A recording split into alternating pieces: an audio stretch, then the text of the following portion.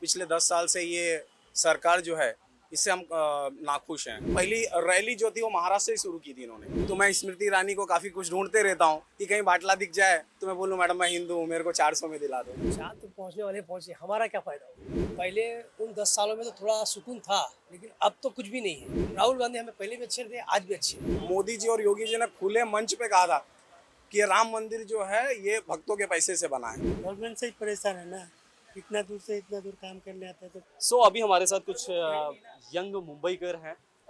जानते हैं इनके मुद्दे क्या होने वाले हैं। सो क्या कहोगे, कुछ इलेक्शन भी शुरू हो गया है कुछ दिनों बाद। हाँ, यहाँ पर भी इस सीट पर भी इलेक्शन है। क्या चल रहा है मुद्दा आप लोग के मन में, क्या क्या प्रॉब्लम्स फेस कर रहे हो, किन चीज़ों को ध्यान में रख के वोट करने वाले हो? एक्चुअली इस बार जो हम लोग मतलब पब्लिक जो चाहती है उसका मेन मुद्दा ये होगा कि हम यहाँ से मतलब महाराष्ट्र की जो जनता है वो चाहती है कि एक बार चेंज हो, क्योंकि पिछले 10 साल से ये सरकार जो है इससे हम नाखुश हैं, काफ़ी नाखुश हैं। क्योंकि जो इन्होंने वादे किए थे मतलब 2014 में जब ये फर्स्ट टाइम आए थे, हाँ, तब वो टाइम पे इन्होंने बहुत बड़े बड़े वादे किए थे पूरे देश में, इवन महाराष्ट्र में भी आए थे। और मुझे याद है इनकी पहली रैली जो थी वो महाराष्ट्र से ही शुरू की थी इन्होंने। तो उस टाइम से इन्होंने काफ़ी कुछ वादे किए कि हम पब्लिक को ये सारी सुविधाएं देंगे, 15 लाख देंगे, 2 करोड़ रोजगार देंगे। और स्मृति ईरानी जी तो बाटला लेके बैठ जाया करती थी महंगाई को लेकर के। तो मैं स्मृति ईरानी को काफ़ी कुछ ढूंढते रहता हूँ कि कहीं बाटला दिख जाए तो मैं बोलूँ मैडम मैं हिंदू हूँ, मेरे को 400 में दिला दो। मैं तो ढूंढते रहता हूँ उनको, लेकिन दिख नहीं रही है, क्या पता कहाँ चली जाती हैं। और दूसरी बात है उनका एक ये भी था कि मोदी जी ने जब वादे किए तो उसमें एक वादा उनका बहुत बढ़िया वादा था, मुझे उनका लगा था कि 35 रुपये लीटर पेट्रोल दिया जाएगा। और उनके सपोर्ट में हमारे बाबा रामदेव जो थे वो उन्होंने काफ़ी कुछ हो हल्ला मचाया था आपकी अदालत में। तो 35 रुपया तो हुआ नहीं, तो उस पर भी मुझे बड़ा ये है कि अभी हम लोग जो हैं बाइक जो चलाते थे, अब मैंने अपनी बाइक घर पे रख दी है, मैं मेट्रो से जाता हूँ। अच्छा, जब आप सुनते हो कि ये हिंदुओं की सरकार है, क्या सच में हिंदुओं को कुछ मिलता है कि खाली मोटिवेट हो जाते हैं, खुश हो जाते हैं हमारी सरकार है, लेकिन रियलिटी ग्राउंड की कुछ अलग होती है? मैं आपको बताता हूँ एक्चुअली क्या है, जो हमारे यंग ब्लड है, जो काफ़ी गर्म खून वाले लड़के हैं, अभी जो आप देखोगे 18-20 साल के हैं, जो 20-22 साल के, जो कॉलेज पास आउट नहीं है या जिनको दाल चावल रोटी भाजी का पता नहीं है, तो आप उनको पूछोगे तो आपको फटाक से उनका खून गर्म, हाँ हाँ लेकिन एक्चुअली उनके घर में आप जाके देखेंगे ना, तो उनके जो मदर हैं, फादर हैं, उनके बड़े भाई बहन हैं या उनकी भाभी है, आप उनसे पूछिए कि घर में जो चूल्हा चल रहा है या जो आप सब्जियां ला रही हो कितने की ला रही हैं, तो उनको बराबर जवाब मिलेगा। क्यों मालूम, वो अभी कॉलेज पास आउट भी नहीं हुआ ना, उन्हें पता नहीं है कि क्या है, पैसा कैसे आता है, कैसे कमाया जाता है, घर कैसे चलेगा, तो उनको कुछ नहीं पता। तो वो यूथ आपको बराबर उनका सपोर्ट देते हुए मिलेंगे।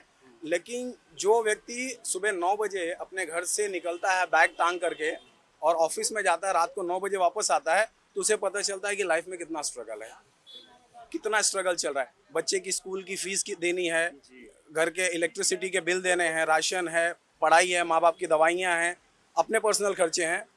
इतना ज़्यादा कुछ महंगा हो चुका है कि आम जनता जो है, मैं आपको बता रहा हूँ, आम जनता जो है ना, इस समय ना सेविंग के नाम पे कुछ नहीं है। मैं आपको बता रहा हूँ, यहाँ जितने लोग खड़े हैं किसी से भी पूछ लो, आपके पास कुछ पैसा है भैया, भरे हो? कुछ भी नहीं है। मैं बता रहा हूँ, गाँव जाना होगा तो सेठ से ना खर्ची लेके जाएंगे गाँव। मैं गलत बोल रहा हूँ? परेशान चल रहे हैं। बता रहा हूँ, कुछ सेविंग नहीं है लोगों के पास। क्या कहेंगे भैया, कैसी लाइफ चल रही है अभी? 10 साल में क्या बदला है? साल में तो कुछ भी नहीं बदला, हम तो चांद पे पहुंच गए वैसे। कुछ भी नहीं। चाँद पे पहुँचने वाले पहुँचे, हमारा क्या फ़ायदा हो। आम जनता का क्या ये फ़ायदा। मैं बताता हूँ, चांद पे देखिए जो उस फील्ड में काम कर रहे हैं उन्होंने वहां तक वो चीज को पहुंचाया है। चांद पे आम पब्लिक नहीं पहुंची है। आम पब्लिक तो यहाँ पर अभी भी देखेंगे आप, तो वो बेचारी रोज सुबह उठती है और अपने ब्रेड एंड बटर के चक्कर में पड़ी रहती है।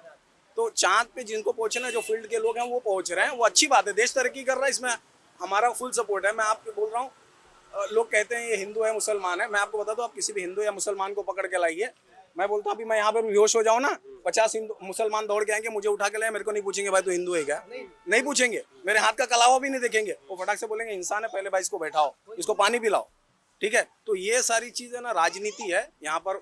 मैं इतने साल से, मैं बचपन में यहीं से पढ़ा हूँ, यहीं से पढ़ाई भी की है। मैं मुसलमान यहाँ बहुत हैं, हिंदू भी बहुत हैं, मैंने कभी ऐसा नहीं देखा कि कोई किसी को टारगेट कर रहा है, कोई किसी के प्रति कुछ कर रहा है, कुछ नहीं है, ऐसा फालतू की बात है।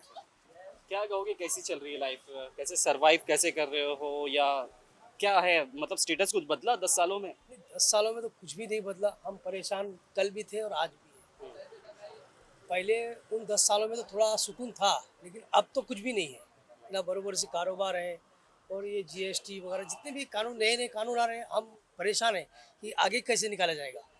और अगर ये सरकार वापस से आती है तो समझो हमें आगे और दिक्कतें बढ़ जाएगी हमारी। और जितने इनके कानून जो सोच के रखे हैं, ये सारे बनने वाले हैं और ये बन के रहेंगे। सिर्फ जीतने की उम्मीद है बस। अगर जिस दिन बन गए, ये सारे कानून लागू कर दिया जाएगा। बस हम चाहते हैं कि अगर पूरे ऑल इंडिया लेवल पे अगर कोई पार्टी आए तो गठबंधन की पार्टी की आ जाए। बाकी हमें बीजेपी सरकार से कोई उम्मीद नहीं। कैसे लगते हैं राहुल गांधी वैसे आपको? राहुल गांधी हमें पहले भी अच्छे थे, आज भी अच्छे हैं। पहले भी अच्छे थे, आज भी अच्छे। पहले के कांग्रेस के ज़माने में लोग खा रहे थे अच्छे से, कैसे भी जी रहे थे। लेकिन इस पार्टी के दौर में हम लोग कुछ नहीं जी। मैं आपको बहुत बताना तकलीफ चाहूंगा, हुई ये तानाशाहों की सरकार है। अब आप देखिए, एक टाइम था अन्ना हजारे जब थे, उन्होंने जब अनशन किया था।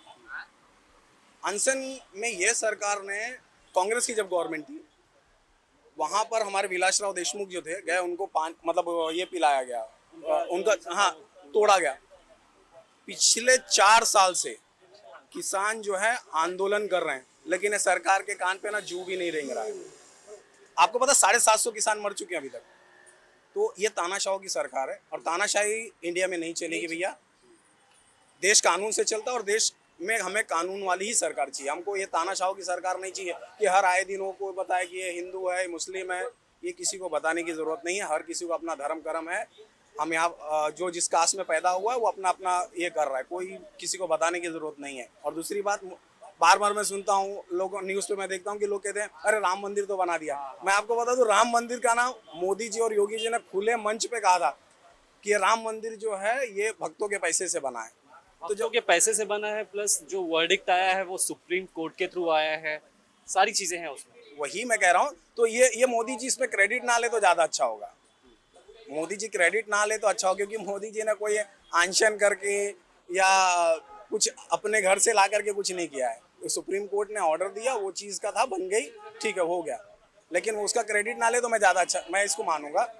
वो अपने 10 साल के कामों को गिना करके जनता से वो वोट ले लें, वो मैं ज़्यादा अच्छा उसको मानता हूँ। और राहुल गांधी की रही बात, तो राहुल गांधी एक अच्छा खासा पढ़ा लिखा इंसान है। आप उसकी बातों को, पहले जो लोग नहीं समझते हैं, पहले उसकी बातों को सुनिए आप कि वो कहता क्या है, क्या कह रहा है, उसकी बातों में कितना दम है। और एक पढ़ा लिखा इंसान है वो। लोग उसको ये तो कॉरपोरेट्स वाले लोग ने, जो ये बड़े कॉरपोरेट्स हैं, उन्होंने इसको नाम दिया था पप्पू पप्पू बोल के। मैं बोल रहा हूँ ना, आप मोदी जी को बैठा दीजिए और वहाँ राहुल गांधी जी को बैठा दीजिए, 2 पत्रकार छोड़ दीजिए। मैं बोलता हूँ देखिए कौन किसके जनता के आंसर करता है। वे में जो आंसर होना चाहिए वो राहुल गांधी करे, क्योंकि राहुल गांधी बहुत पढ़ा लिखा इंसान है और हमें पढ़े लोगों की ही सरकार चाहिए। हमको ये निरहुआ वाले साहब का सरकार नहीं चाहिए। अभी बीच में उनका एक ट्वीट ये आया था कि देखिए मोदी जी ने और योगी जी ने बच्चा नहीं पैदा किया तो देश की बेरोजगारी रुक रही है। तो ये ऐसे वाले को हमें नहीं चाहिए भैया कि हमारे बच्चों पे ही रोक लगा दें। हमको ऐसा नहीं चाहिए सरकार। Thank you so much. आप इनसे पूछ लीजिए भाई साहब से। क्या करोगे भैया, क्या कितनी तकलीफ, कितनी दर्द है आपको? बताओ जो क्या कारोबार चल बताएगा? रहा है, परेशान है कैसे परेशान तो है, क्या करेगा, परेशान। गवर्नमेंट से परेशान हो? हाँ, गवर्नमेंट से ही परेशान है ना। इतना दूर से इतना दूर काम करने आता है तो गवर्नमेंट से बात कर रहे हैं, मोदी जी तो विकास पे विकास किए जा रहे हैं, टनल्स पे टनल बन रहे हैं, रोड बन रहे हैं, एक्सप्रेस बन रहे हैं, मंदिर बन रहा है, सब कुछ हो रहा है। ये सब बनने में क्या होगा? ये सब बनने में उसका कमाई है उसका। क्या नाम है आपका? मेरा नाम मोहम्मद रियाज है। क्या चाहते हो इस इलेक्शन में, क्या हो? क्या होगा? वही राहुल गांधी आना चाहिए बस। राहुल गांधी आएगा तो सब सही हो जाएगा। सरकार में कोई भी आए हमें पसंद है। गठबंधन की सरकार में कोई भी आए पसंद है, चलेगा। लेकिन बीजेपी सरकार नहीं चाहिए। ये हमने देखा, इतना परेशानी, इतनी मुश्किल बहुत झेला है। आज भी परेशान है, अभी उठ नहीं पा रहे हम लोग, अभी भी परेशान है। कोशिश करते हैं कि ऑल लेवल पे अगर कांग्रेस की पार्टी अगर आती है तो बहुत अच्छा है। और महाराष्ट्र से अगर देखा जाए तो समझो उद्धव ठाकरे को हम लोग सपोर्ट करते हैं। मेरा नाम सलीम पटेल है। चलिए खैर ठीक है। तो ये रहे कुछ यंग लोग, यूथ लोग, जिनकी प्रॉब्लम्स कुछ अलग है। जैसा कि हम देख रहे थे, अलग अलग एज ग्रुप की जो मुद्दे हैं, प्रॉब्लम है, वो महंगाई तो कांस्टेंट है ही, लेकिन जो उनका नज़रिया है पॉलिटिक्स को देखने का वो थोड़ा अलग है। चलिए कुछ दूसरी लोकेशंस पर चलते हैं, लोगों से बात करते हैं कि उनके क्या मुद्दे होने वाले हैं इस इलेक्शन को लेकर।